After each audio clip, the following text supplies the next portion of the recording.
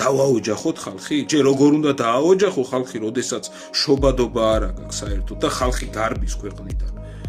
საერთოდ ქვეყნიდან ხალხი გარბის, რა სიძახი, ვინ უნდა დააოჯახო?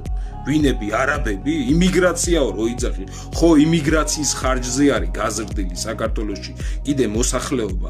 სხვისკენ რო იშვერთ ის, სხვისკენ რო იშვერთ ის, შენთან არის, შენთან ხდება შენს ქვეყანაში. იმიგრაციის ხარჯზე არის მოსახლეობა გაზრდილი და მანქანებიც იმიტომ არის მომატებული ახალი კანონი რო გინდათ რომ შემოიტანოთ 6 წელზე ქვევით მანქანის შემოსვლა არ მინდაო. იმიგრაციის ინდოელების და პაკისტანელების და სხვადასხვა უჯიშო ხალხის, ჯიშმოთხნული ხალხის გამო არის გაზრდილი აქ საქართველოში, რომ ჩანდეს, რომ საქართველოში საზოგადოება და რაღაცა არსებობს. შექმნით ისეთი პირობა, გააკეთეთ თუნდაც აი ელემენტარული მრავალშვილიანებს.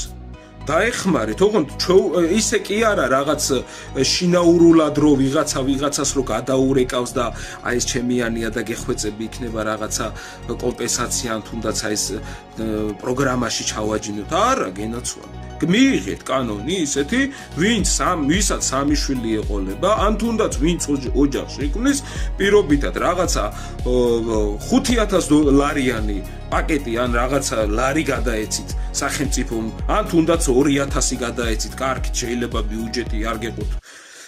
მარა ეგ ცოტა ტყუილია, მაგრამ რაღაცა ესეთი პაკეტი შექმნით, ფულადი დახმარება შექმნით, როდესაც ოჯახები შექმნიან ახალი ოჯახი რო დაოჯახდება და ოჯახი რო შეიქმნება, სახელმწიფომ გადასცეს თუნდაც ფულადი პაკეტი 2,000 ლარი, 3,000 ლარი რაღაცები გააკეთეთ. ვინცაც 2 შვილი და 3 შვილი ეყოლება, იმათ სახლები მიეცით, კაცო, ელემენტარული თავშესაფარი კონდეს, მესამე შვილი რო სადღაც დააბინაოს რა და აღარც ის იქნება მერე გენაცვალე სადღაც მიწაზე შემოღობები, ბლოკებით აშენებები და უკანონო მშენებლობები აღარ იქნება.